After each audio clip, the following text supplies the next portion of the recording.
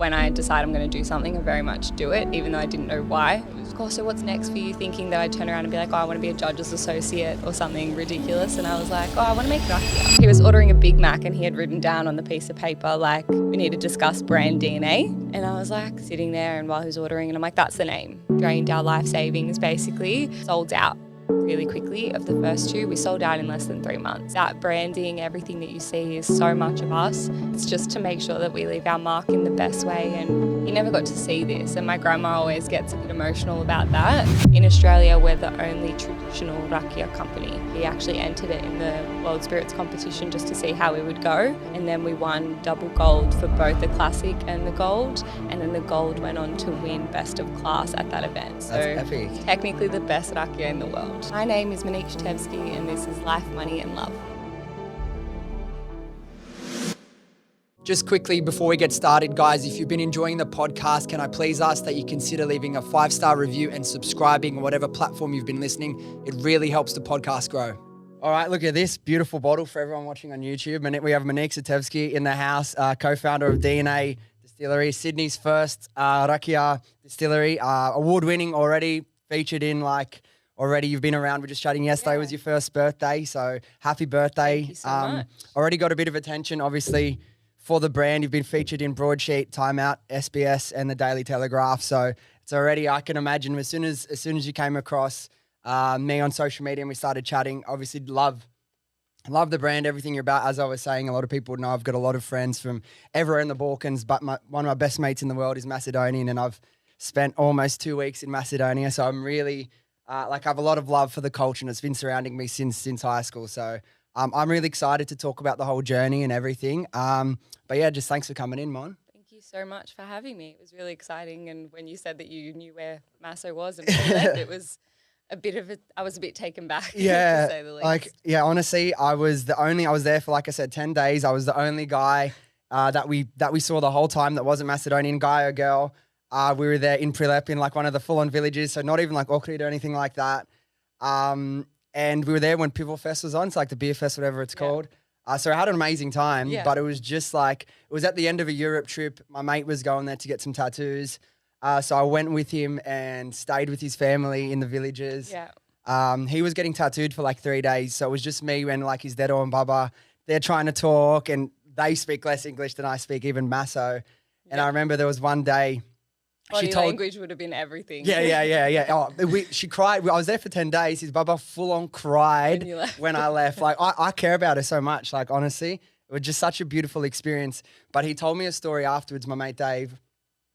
He said he was talking to his baba, and she said, there was one time there was a big property. I was upstairs. They were downstairs. And she wanted to offer me food, but she didn't really know how to ask if I was hungry or anything like that, as you can imagine, wanting to make sure I'm well fed. And she remembered a word she knew in English, and it was ice cream. So she came up the stairs one day and she just goes, ice cream?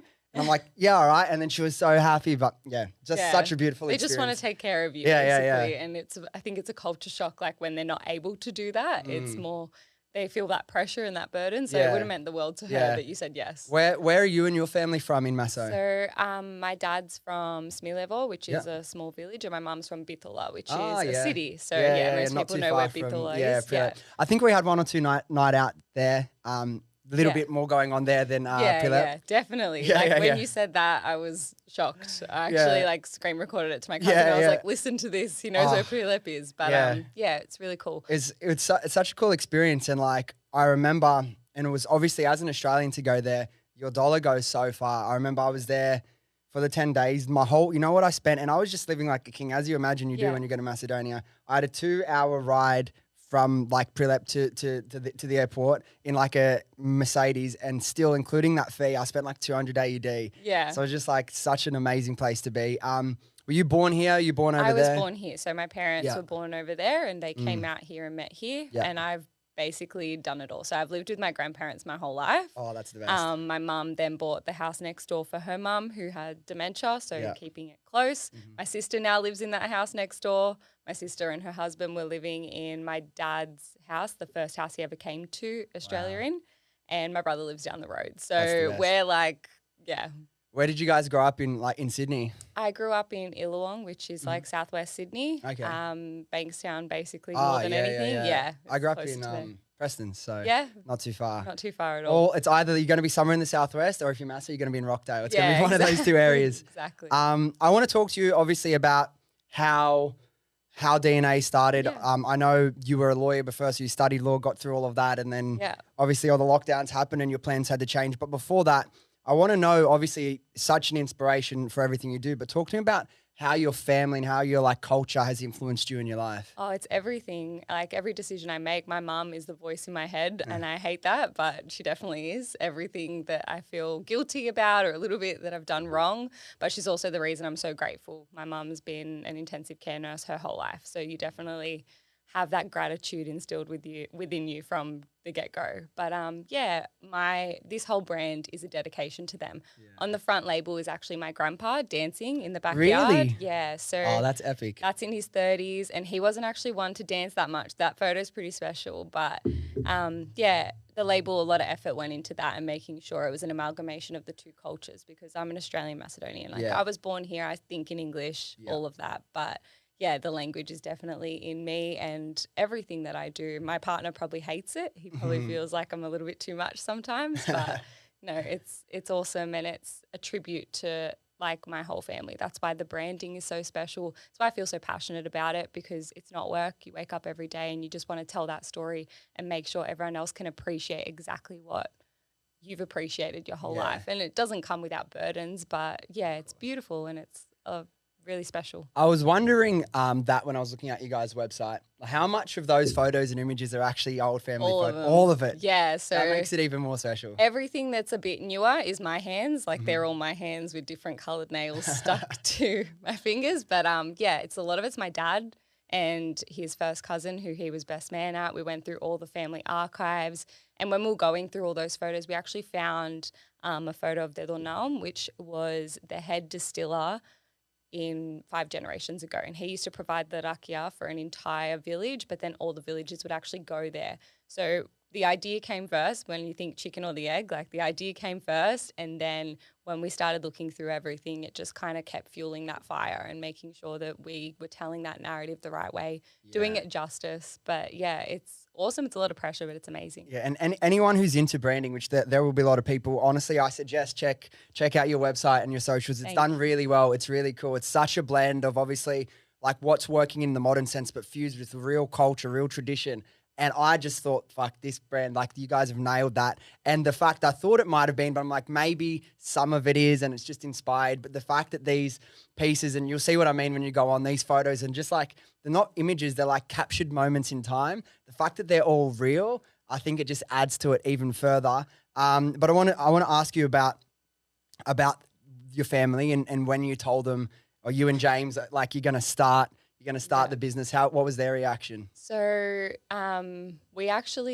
it was something I'd been thinking about for a few months, but hadn't really said anything to anyone. And it was probably my brother's birthday around June 2020. We were all just having pizza. Obviously, COVID, we could do that because we all live in the same house. So we had company during that time, which was nice. But we were all sitting there, and it was kind of like, oh, what are we all going to do with our lives? And we've always thought that. And my brother's been massive in that sense, because he's always said to me, I've worked retail since I was 18, finished school. And I'd be like, oh, I had a super sale today. Like I made so much money. He's like, you didn't make any money. I'm like, oh, okay, cool.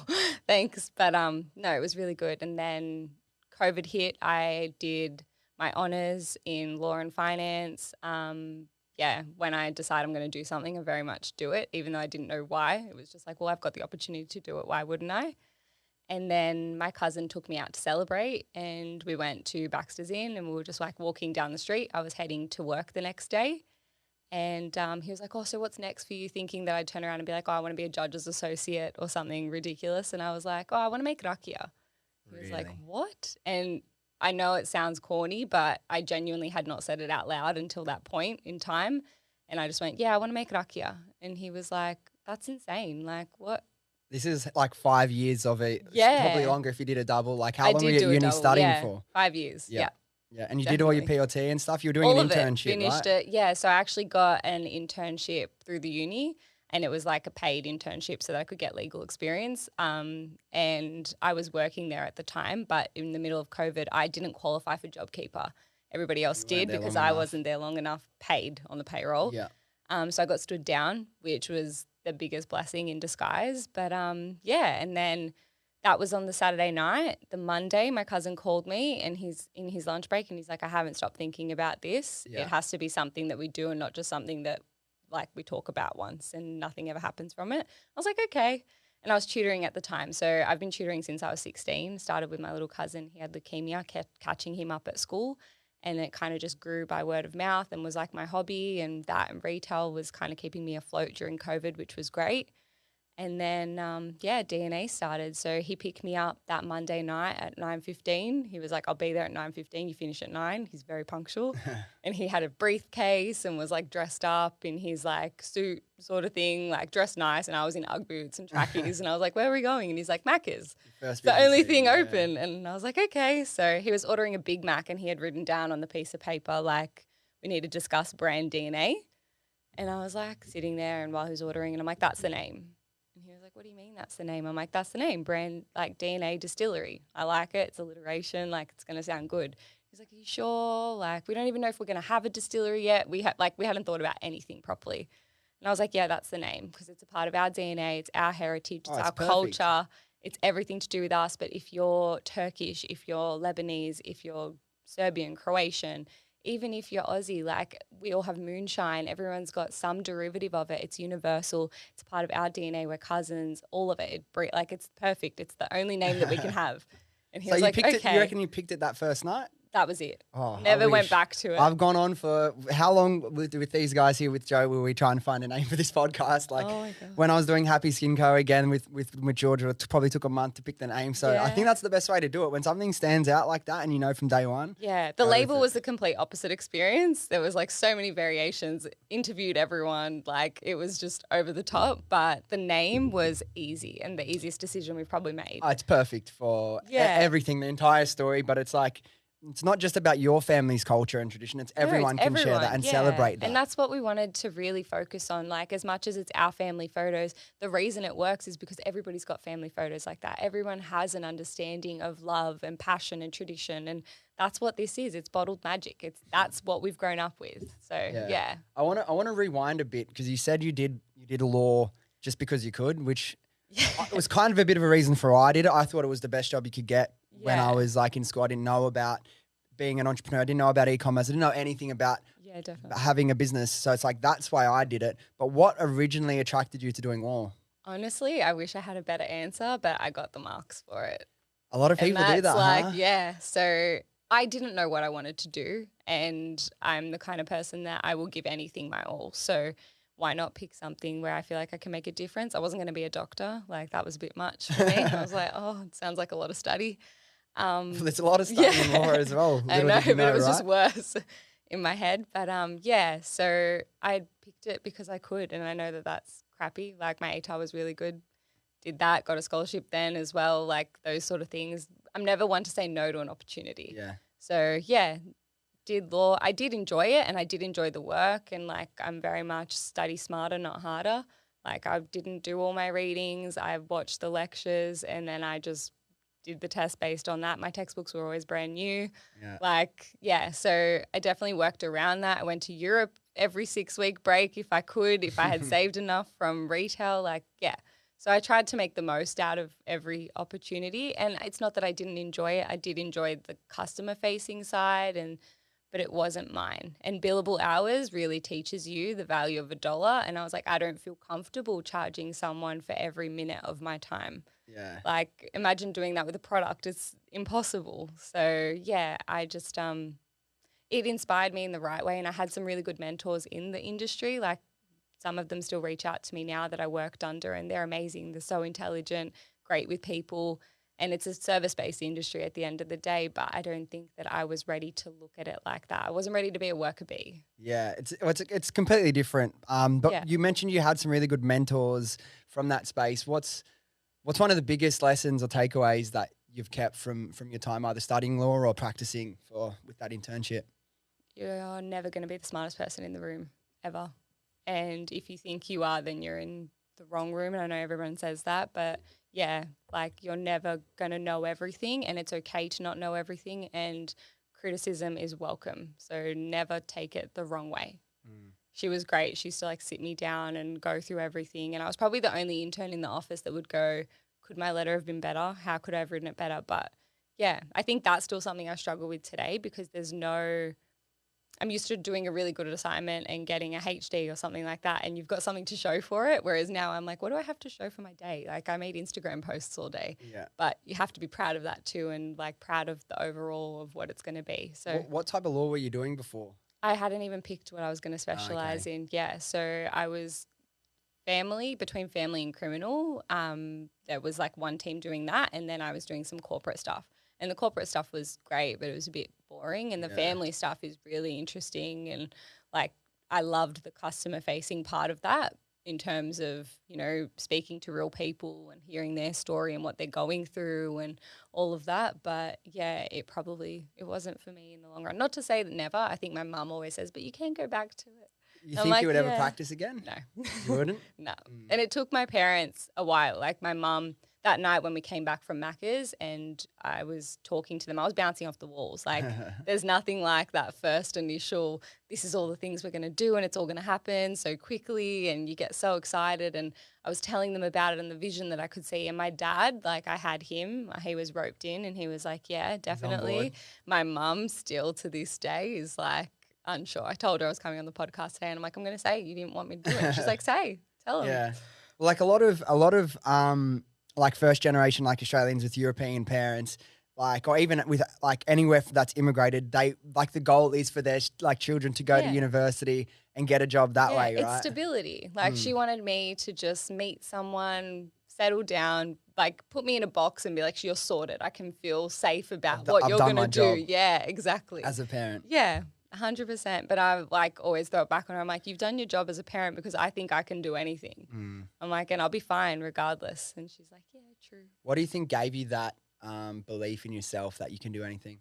Oh, my family, 100%. I'm the youngest by 10 years. So they paved the way for me. And I grew up with my grandparents. My grandpa was my best friend. He used to do finder words and get annoyed at me when I was 9 years old and I didn't know what the word was because I'm 9 and I haven't learnt to read that word yet. He'd be like, what do you go to school for? Like, how do you not know that? So definitely my family, like everything that DNA is a testament to them. And I'm like so adamant on that. Everyone's like, oh, but the branding. I'm like, the branding's them. Everything's them. I might be the one executing it at the end of the day. But yeah, when you grow up in a family that will be your biggest critics, but also your biggest supporters, then the world's not as scary. Yeah, I think there's something interesting because I grew up with my mum and my grandparents for the first 6 years of my life, the first 6 years. And I'm the same. I just have this belief in myself that I don't really care what anyone else says or thinks. Like I know I don't like whatever I want to do. I truly believe that I can do. And I feel like so much of that was given to me because I grew up with my grandparents and my mum, but being surrounded by so much love and positivity. So it's just interesting to hear. Is there anything like, do you have any moments or do you have a favorite memory with your grandfather that stands out that you still think about today? Oh, so many. He actually passed when I was 16. And I remember that day vividly. Like he was quite unwell and he was on a cancer treatment that was really good. Like it kept him well for a lot longer. But honestly, he would pick me up from school every day. We would argue like no one else. Like my dad and I are probably more him now, take on that role because, I think we're all a bit too alike. But yeah, I remember when I was young, I probably had my first ever phone and he grabbed it off me and like smashed it on the ground and he was like just mucking around with me and I was like, oh my goodness. But yeah, so much. We would just spend a lot of time together. Probably actually the standout now that I've thought about it would have been when he found out about his treatment. I just sat with him in his chair and we just held hands and like watched his program and that was it. And yeah, I remember crying a little bit then, but he was the best. Yeah. Yeah, exactly. It's like you are obviously sad that they're gone, but when you think about them, it's like you're just so grateful for what you got to have. I had an amazing, like my grandfather was 21. Well, I was 21. I think. No, I was early 20s. But like it's been like 6 years now and I still think when I think back, it's even if it makes me cry a little bit, like it brings a tear to my eye, it's always out of happiness and gratitude that I got the time I did, not that I didn't get more. Yeah, definitely. They're like, he was incredible, and I think he never got to see this. And my grandma always gets a bit emotional about that. And she still doesn't understand what I do for work. I'm just home a lot and I'm around and to do whatever she wants to do. But yeah, it would have been amazing to be able to have that and show him that. And I'm lucky my business partner's my cousin, and he's like, he would have been so proud that he's on the bottle in that way. So yeah, I don't get sad about him anymore, just because I think that he went through a lot and he had a really good long life. And yeah. How old was he? Like, do you remember when he was in his 80s. When they he came to Australia, he would have been in his late 20s, but he had to come out first, and then my dad and my grandma and the rest of them had to earn out. enough money to bring him back over. Exactly. And they went like months without seeing each other, years, and you know, there's all that trust and that love there, and then they just made it work, which I think is the other thing. Like, I never feel there's always a solution. Things always go wrong in business, and my little cousin's actually like started a dress hire thing, and she was like, oh, nothing's going right. I'm like, yeah, it's good. That's normal. It's part of the process, fine. Right? Yeah. So. And speaking of family, what is it like working with your cousin James, your co-founder? Good. We definitely like hate each other at times, as all co-founders do, but it's really good. We're complete equal and opposites. We are yin and yang in that sense. So even though we both come from kind of corporate world, and, you know, you wouldn't think that a lawyer is very creative, all that creative side is definitely me, and I get to like flex that muscle, which I really love. And yeah, we balance each other out. When one of us is a little bit down about something or can't really see the light at the end of the tunnel of a small hurdle, then the other one's able to like pick up the slack and step into that role. I think doing it on your own, I don't know if I could ever do it on my own. It's really good having someone to lean on, just because as much as your family and your partner are understanding, they're not living it. They're not in the trenches with you. Yeah, and even your team, and like when you have a big team, like it's not the same. Like, even if they're like a well-paid employee, at the end of the day, they're never going to understand the same way. So I always recommend, like, I'm a big believer, and I always prefer, whenever I start new businesses, I'd rather have a business partner, if not two. I'd rather even have two business partners than do it myself. It's just so much more fun. The entire process, like you said, it's one of the best benefits. Someone else is feeling a bit down, the other person brings them up and saying, look, no, we need to get through this. We need to like smash through it. And you've just got like, it's great because him and I, it's always in the best interest of DNA. So we've got a very clear end goal for what we want this to be and how we want it to look, and, you know, how we want it to feel to people more than anything. And even though we're completely opposite in that way, we always agree on the exact same stuff. So we haven't actually had any real arguments. We argued on the way here because I like returned our bin. I was like, it's an ugly bin, I want a better one. He was like, why'd you return it? I bought it. So if that's the extent of our, you know, backlash between each other, it's good. And how you said, I'm always interested to hear how people divide the roles. How have you guys divided the roles? Like, who does what? I'm actually head distiller, so we both distilled together, but we didn't really know who was going to be better at it going into it. And females typically just have a better palate, better sense of smell than men. So we like went through, one of our mentors, we went through a test with him, and he was like making us try different like gins and rums and things like that. And I remember him asking me to try a particular rum, and he was like, what do you think's wrong with it? And I was like, oh, it tastes a bit moldy, and I didn't really want to say it. He was like, yeah, that's 100% right. He's like, it's, you know, gone too far the other way. So when you're distilling, there's like heads, tails, and hearts in the middle. And he's like, there's too much tails in it. So you think of like the tails as the fat on a steak. It gives it flavour and it gives it like a bit of a kick in the right way. But if there's too much in it, it ruins it. So he was like teaching us that. And my cousin James was like, I don't know, I couldn't taste anything. Like, what was the difference? Then there was another like rum, and I was like, tastes like maple bacon, tastes like a hamburger to me. And he was like, yeah, it's aged in a maple barrel. And I was like, cool. I'm not like making this up in my head, but it's very hard when you're thinking about it. So yeah, we both kind of share that role, but he's very operational, and we both oversee everything still because we are still quite small. But yeah, it's kind of, I'm more the creative side and where we're going with it, but everything gets run by both of us anyway. Of course. And how does someone set up their own distillery? Like you said at the start, you weren't sure if you're going to have your own distillery straight away. How does that process work? It's a massive process, and everyone in the industry has a completely different process and experience. for us, we were quite lucky. We were able to like scale slowly. So our first batch was quite small. We just wanted to test and see if there was a market for rakia. No one's doing it really. In Australia, we're the only traditional rakia company, which is like amazing. There's all this blue ocean, but then with that comes a burden of educating everyone on what is rakia, how can you drink it, what can you liken it to, how do you teach people that this product has so much culture and integrity that's relevant to an Australian like person. So yeah, like that was massive, and it just depends. So like licensing and regulation, despite there being all that blue ocean, it's really hard to get through. Like the barrier to entry is huge. So we're still working on that, and we've kind of got all our licenses and ducks in a row, and we're able to really scale now. Cool. But that's something that you've got to be mindful of and not overspend on marketing or spend on the fun things that you want to do before you're really ready. And I think my cousin James was awesome at that. I was kind of more frustrated. I'm like, but why can't we push? Why can't we push to the next level? And I'm always reading stuff about other entrepreneurs, and I'm like, you can't build an alcohol business in 12 months the same way you could anything else. Especially something that's as unique as this, as in like there's not a lot of people doing, well, there's no one else doing it properly in Australia. Yeah. That's why I was so surprised, and that's why I was keen to have you guys on. Like to me, obviously I've been surrounded by it my whole life, since high school. Yeah. So I was really surprised that, but then I thought, yeah, of course I haven't seen it, that no one's done it properly like you guys have. And then we've always had it obviously is like backyard stuff. Yeah, like exactly. Crack it out. Yeah. Like, and it didn't always taste the best. Sometimes they got it good. Sometimes it was like drinking petrol. But they don't want to get rid of the heads. They want to keep the harshness. They want to keep every little bit of it, which you understand when you realize how expensive produce is. Yeah. But yeah. So there's 3 different types, right? Yeah. At the moment, we've got 3 different types. So we've got our classic and our gold, which are both from Shiraz. So in its purest form, distilled Shiraz. Australia's got the best Shiraz in the world. We would be silly not to use it. But that Shiraz has to be as free of pesticides and chemicals as anything. So our wine's super organic, and we can only really source from organic growers to keep it as close to the village setup and what they did in the villages to keep it as like true to form as possible and make sure it's a quality spirit at the end of the day. So that's those 2. And then from the gold, we actually flavour it with their little secret recipe. I can't tell. Yeah, of course.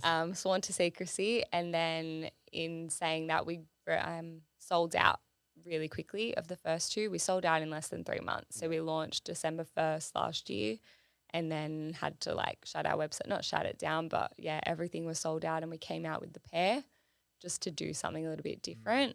But it's also krushkovats, which is like what the grandmas would typically drink. It's a little bit sweeter, a little bit more fragrant, and all of that. But the goal is to do a plum very soon. We're just looking for plums. So if you know anyone that's got plums. I don't, but I'll keep my eyes and ears open for you. What's the best thing for people that don't know it? Because I wouldn't know what to say it's like, but obviously I've had heaps of it. Yeah. What would you like for someone that doesn't know or hasn't heard of rakia? What's the closest comparison that they might have tried? I'd say it's fragrant like a gin, and it's really floral, and you can smell the grapes. You can smell it like a wine. It's very aromatic, but it's probably got the kick of like a tequila or something like that. It's 40%. So most, bourbons are like 40%. Vodka, all of it. It sits around there. So it's not flavorless like a vodka. It's more like a gin, but it comes from that produce. It comes from that organic grape, which is really cool. Yeah. And so you've been in business a year and a day. Yeah, technically. We established that. Yeah. What's been your biggest challenge so far? Patience, probably. Patience to understand that not everyone works to the same level as you, and you're putting your whole heart into something 24/7. And some people finish an office job at 2 p.m, especially if they work in council and things like that. So patience definitely is a virtue that I'm working on. It's not that I get angry with anyone else, but you just feel that frustration build up in yourself. That was probably my biggest hurdle. But yeah, like I said, having someone else there to kind of bounce off and lean on in those times, or to redirect you on the course and go, this is going to happen. Things just take longer sometimes, is good. And does anything stand out as like your hardest day in business so far? Not really. Nothing really stands out as like super tough, but there's a few weeks where you're like in the lead up to a product launch or in the lead up to an event or something like that, that you just want to go perfectly, and other people don't have that exact same you got to do a lot of sucking up as well at a lot of the time to media and things like that. Like, can you please write this article about us? Like, we're super cool, that sort of thing. So, yeah, I think that those small little trials along the way, but there hasn't been anything that I've kind of felt like I'm at breaking point yet. That's good. Yeah.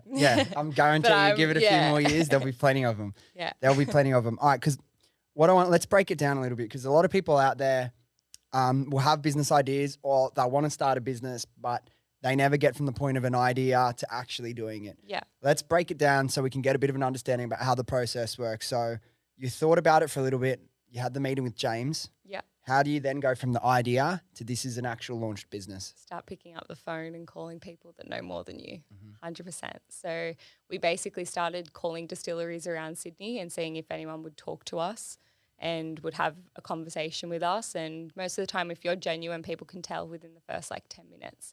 And I think having a lot of energy and being really passionate about what you're doing is the main thing. If you've got that, you'll be able to get through whatever the trials are that come after that. So, yeah, we essentially just started calling, and we had someone that reached out back to us and was like, oh, you guys sound amazing. Like, I want to know what Rakija is, which is always good when you've got a product that is exciting and people want to know what it is. They haven't heard about it. You've definitely got an edge. And then he actually connected us to someone that was like a head distiller for like Tanqueray and all those big companies. And the kind of journey started from there. We had to have a job interview with him to see if he would give us the time of day and talk to us a little bit more, and then just keep talking. Like, the Australian distilling community is super helpful.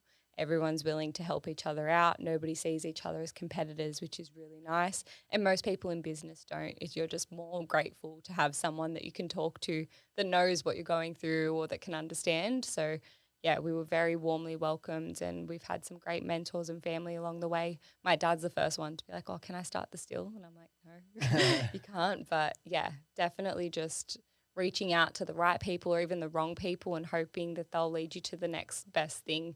Never being afraid of, I guess, a conversation. Because this is a recipe that's been passed down, like you said, from 5 generations. Did it take long of testing it with the new distillery equipment? Like, how long until you got it to the point that you could launch? So James's grandpa on the other side, my business partner and cousin, he actually ran us through a little backyard batch. It's pretty self-explanatory once you've got all the wine in there and you start distilling it. It's all to taste. So knowing what that Rakija is supposed to taste like, but then taking it to the next level was the most important part, and really separating the heads, which is all that ethanol and bad stuff for you that people poison themselves on, and the hearts, and then having just enough of that fat flavour kind of carrying it through and making sure that it tasted good. We weren't sure exactly what we were doing at the start, and then, you try it and you share it with your family. There was nights where we were making cocktail recipes at my house. My poor grandma was drunk. She had tried a few too many, and she was like, they all taste good. They all taste like juice. I'm like, yeah, that's good.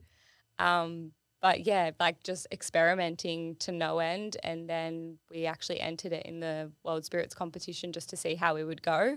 And then we won double gold for both the classic and the gold. And then the gold went on to win best of class at that event. So that's epic. Technically the best Rakija in the world. Wow. Yeah, sitting in the studio right here, the best Rakija in the world.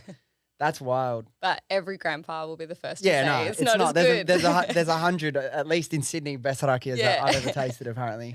But is the process difficult from going from that first small batch now as you start to scale up to keep the quality and the taste the same, or is every batch going to be slightly different? Every batch is going to be slightly different just because the grapes are always going to come from a different part of New South Wales or Australia, the more we scale.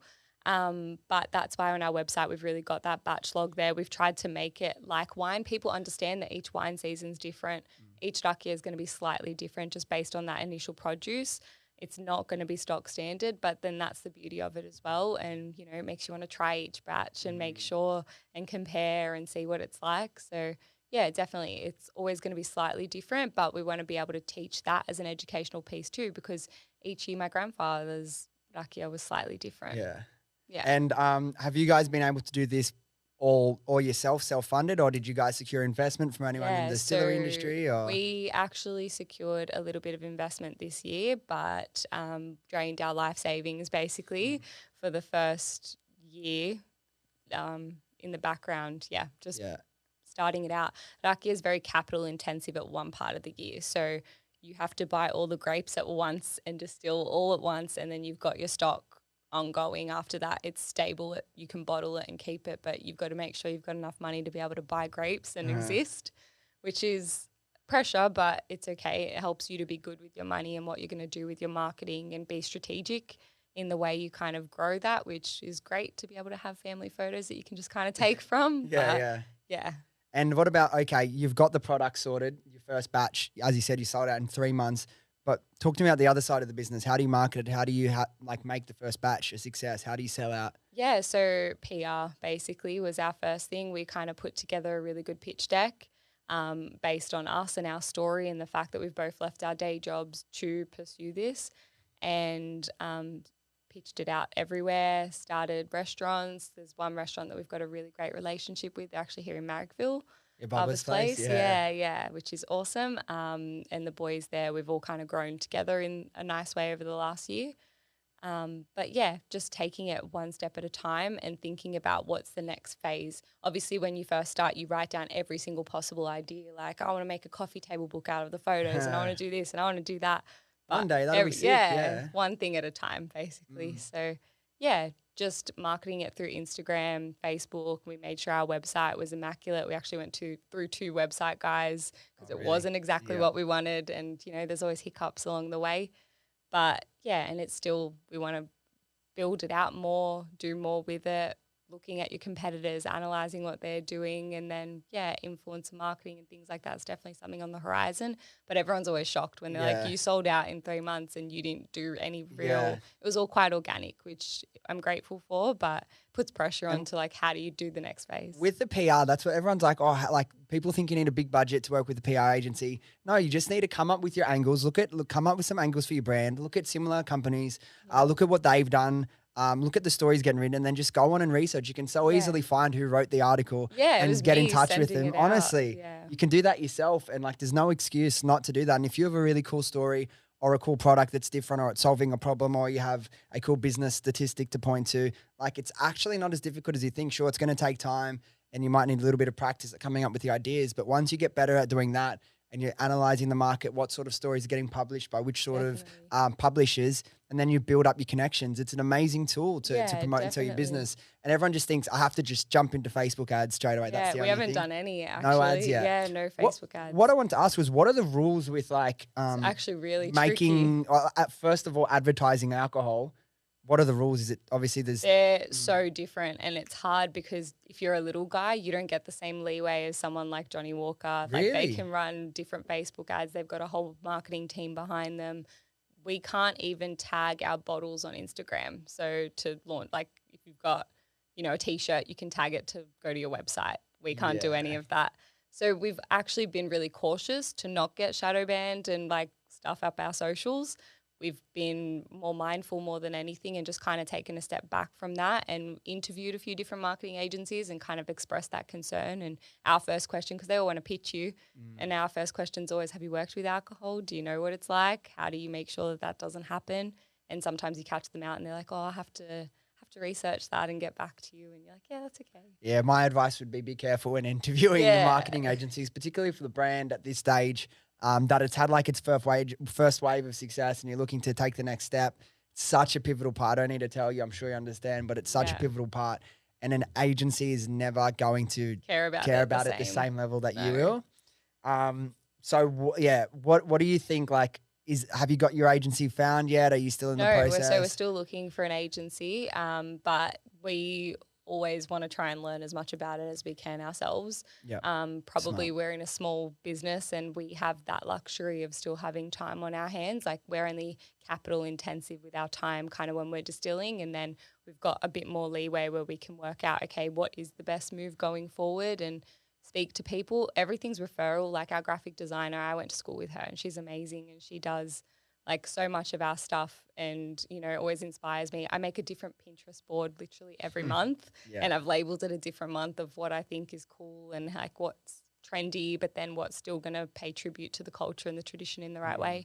So it's really just like a growing experience at the moment, and working out what our next steps are going to be in terms of that. But yeah, like, we do want to do a Facebook ad campaign, but it'll probably be about merch, not about alcohol at all. Interesting. And things like that. It's tricky. Yeah. And what about TikTok? Are you guys even able to make content on TikTok? I just don't know. You can. So there's TikTok's a little bit more leeway, like anything goes sort of platform. But we want to be careful about what we put out there. And I'm probably a little bit too obsessed with the quality of what I put out there. Whereas my cousin's like, who cares? Just make it and post it and like, we'll see what happens. And I'm like, no, everything I want to touch has to be like perfect in my eyes, which I probably need to let go of a little bit, but I'm learning. Like if you can have that and still put out the volume of content you need, then great. But if you can't, because TikTok, especially for you guys, is such a cool story and such cool branding. Like obviously it might not drive conversion off the first video, but the amount of brand awareness you'll be able to get if you really pump TikTok, like it could blow you guys up really quick. But just then at that point, can you keep up with the demand in terms of distilling? Yeah, definitely. Well, we each, last batch we did was 40,000 litres of wine. And 20,000. And we spoke to a friend of ours in the industry and she's like, I only do 40,000 litres of wine each year. So we're fast approaching. Wow. And already she's quite, really good numbers. Yeah. So we'll get there definitely. But one day at a time. Yeah. And so what is this like? You can only distill once a year, you said, and you have to have enough stock for the whole year. Yeah. So you can like kind of spread out your wine orders, but it's when the grapes are ready and everyone always goes, oh, so when's the next batch going to be ready? Like last year it was raining so much. This year, the grapes weren't ready until May. So we couldn't distill until May, whereas the year before that, which was our first ever batch, I think we distilled in like June, but that was because even though the grapes were ready in March, it just depends on the weather, and that's the craziest part. You don't know, which we've all documented on our website, like to make sure people really understand there's a reason sometimes it's later. We were sold out for a lot longer than we wanted to be, which is why the pear came into play. But smart. If pears you have pears and plum, it's like different seasons and you can sell different products. Yeah, exactly. But hopefully we won't have that same problem now. That's why we upped our order quantity so much, and exciting. So we're not sell out. where do you want to take the brand? Like what is that vision? How big do you want to grow it? Where do you want to I'm really excited to know more. We'd love to be international, but obviously that comes with a lot more licensing processes and export. Alcohol's not easy. But yeah, just actually having people think about like ordering a rakia when they're out, the way they order a gin or a vodka or a bourbon or whatever it is. There's no reason they shouldn't order rakia, and there's so much more cultural connection to that here, especially in Western Sydney and Southwest Sydney, that people have. So why shouldn't it be the drink of choice? We really just want to build the brand and build the narrative to the point where everyone recognises it and they have that affinity. They have that connection to it. Have you looked at like your wholesale and retail avenue yet? Is that something you have for the future? Yeah, definitely. So we've got a few bottle shops and restaurants and things like that we've built out ourselves, and we want to be able to control that custom base as much as possible and make sure that we're providing the best service and learning about our customers and their journey, and holding on to that for as long as possible before we go into a Dan Murphy's or something like that where you just become a number on the shelf essentially. And then onwards and upwards from there. And e-com, like, do you still drive most of your sales to your own website rather than those other channels? Yeah. So our website is our bread and butter, and that's where everything kind of comes out of at the moment. We get to be able to, we've had people, respond to us directly on there and ask us questions and things like that. And it's just really nice to be able to be immersed in that customer experience still at this stage. Obviously, I know that it will get too big and things will change, but for now, yeah, definitely. Yeah. And is a lot of your customer base from Western Sydney, I imagine? Actually all over, Victoria. We've had a few orders from Perth and things like that, which is really cool because when you see it come up on your phone, like the Shopify app, you're like, oh, where do you live? So yeah, all over, but definitely we are actually stocked in Revesby, and there is so much that goes through that store. Really? Yeah. And how do you like approach new retailers? It's always a question that people like to hear about. What's your process for getting stocked inside a new retailer? Yeah, definitely. So we actually were on the Macedonian radio, which was that's cool. way out of my depth. But do you speak good Maso? I do, but not when someone's asking me about a distillation process. That really went over my head. Like I've never thought about these words in Macedonian before. Yeah, I wasn't good. I buckled, but that's okay. The grandmas, they forgave me. But a lot of people ended up calling him afterwards and being like, do you stock this? Really? Because it was like the Bankstown radio. And then it was a warm welcome after that sort of thing. He was like, oh, everyone's asking me about you guys. But honestly, showing face, messaging people, sending them emails, sending them a pitch deck, we've got 50 million different pitch decks for whoever it might need it and might need to see it. But people, just responsive to cold calls as well, and just be kind and make sure that you know exactly what you're saying. And if you don't, apologize and, be human. Everyone's human at the end of the day and makes mistakes. So, it goes a long way to actually have a conversation. And what do they say? 7 points of contact before you make a sale? Yeah. Definitely. It reminds me a little bit of someone we had on the podcast, Raquel. It's obviously a different product, but she, have you heard of Who's Elijah? Created their own custom product, started really small, and fast forward a few years and they're absolutely killing it now. But she said the same thing, just like going in to meet people, being really friendly, being really honest and open with the product. And if the product is that good, eventually it'll sell itself. Yeah, definitely. How do people go? Are you guys ever planning to open a cellar door so people can do tastings and stuff in the future? Definitely. So at the moment, our liquor license isn't 100% zoned for that. So we're working on that sort of thing. But we want to make sure that what we do open is always up to scratch as well. So we want it to be a beautiful bar that makes you feel like you are at home and that, you can kind of engage with those same imagery and feel that same experience, be able to really have a strong staff that can educate and have people try it properly and be able to taste it and, work through their own palate and have that sort of educational piece with that and then serve it in some cocktails and whatever else. I've never had Rakija with a cocktail. I imagine it would be really good. It is really good. You have to make a whiskey sour out of that. Yeah. It's really good. I saw the recipes on your website. I'm like, I've never thought about doing this with Rakija, but I'll have to try it. And what about the partnership with Bubba's Place? How did that, obviously it makes a lot of sense, but how did that come? They actually DM'd us on Instagram in our early days and probably a little bit before we were ready. But, you never say no. And then we went and met the boys and introduced ourselves, and they've just kind of been a really steady client of ours since and customer. They serve only our Rakija there, obviously some wines and things like that, but we're their house spirit. And it's just been a great partnership and sort of friendship that's grown. And, we've now actually launched a Rakija in a can. It's coming out in next week. That was the cool thing you sent, right? Yeah. I love all your branding and the stuff you come up with. It's really it's hot in the suburbs. Yeah, so that was more them. We all kind of went through that together. Yeah. But it's hot in the suburbs. So the fact that it gets hotter out west and that's where we're all from and that's where our grandparents grew up, Greenacre, Bankstown, that sort of thing. Shout out Yui over there. Yeah. Sick. So a couple last questions and we'll wrap it up. But I want to know, we spoke about family a lot and working with James. What's your one piece of advice that you'd give to someone that's in business with their family or thinking about getting into business with family? Because like you said, it is going to be a unique challenge in terms of communication. It can be more heated at times. It can be whatever. But what would your advice be? I was really lucky in the sense that we weren't actually that close before we started working together. So I never felt like I had to censor myself when it came to him. I always told him the truth and exactly what I thought, and same with him. There was enough respect there to not want to offend the other person, but you weren't scared to give your feedback if you really hated something. So my advice would be stick to your guns if it really means a lot to you, but the end goal and your end vision has to be the same.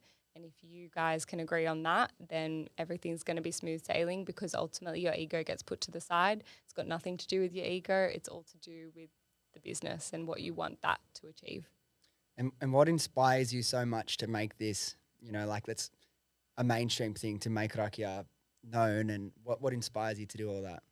To leave a mark, really, and to make sure that Rakija leaves a mark on the world. That branding, everything that you see is so much of us, so much of who we are on the day-to-day, the way that the tone of voice is, the way everything is written out.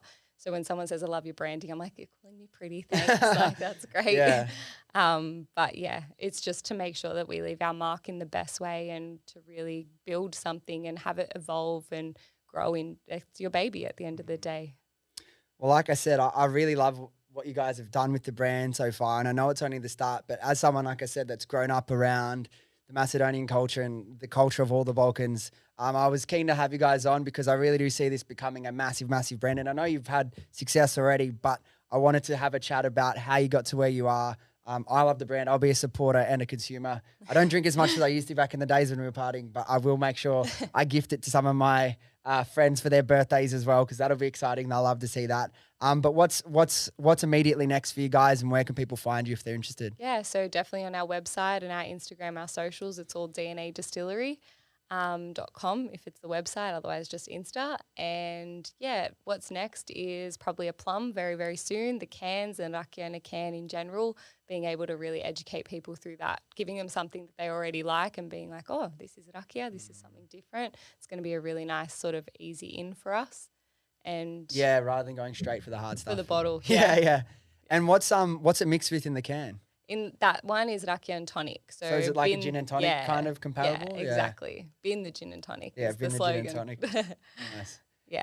Cool. All right. Well, I think that's it. But maybe we'll have you on again when it's a mega brand in the next couple of years. But honestly, I love it. If you're into branding or thinking about ideas for how to brand, I think you guys genuinely have done a really good job with obviously the visual branding, but the tone of voice, how you've all tied it together. I think you've done it in a really effective and classy way with like that. Has the heritage there, but also that really works in a modern world, talking through social media. So congratulations on how far you've come so far, and I'm excited to see where you and James take it in the next couple of years. Thank you, and thank you for having us on. It means the world to us. No worries. Thanks. All right, guys, thank you so much for listening. If you enjoyed this episode or you got something out of it, do yourself a favor, do me a favor, do your friends a favor and share this with them, and they can come along on this journey with us. Thanks again, and I'll see you next time.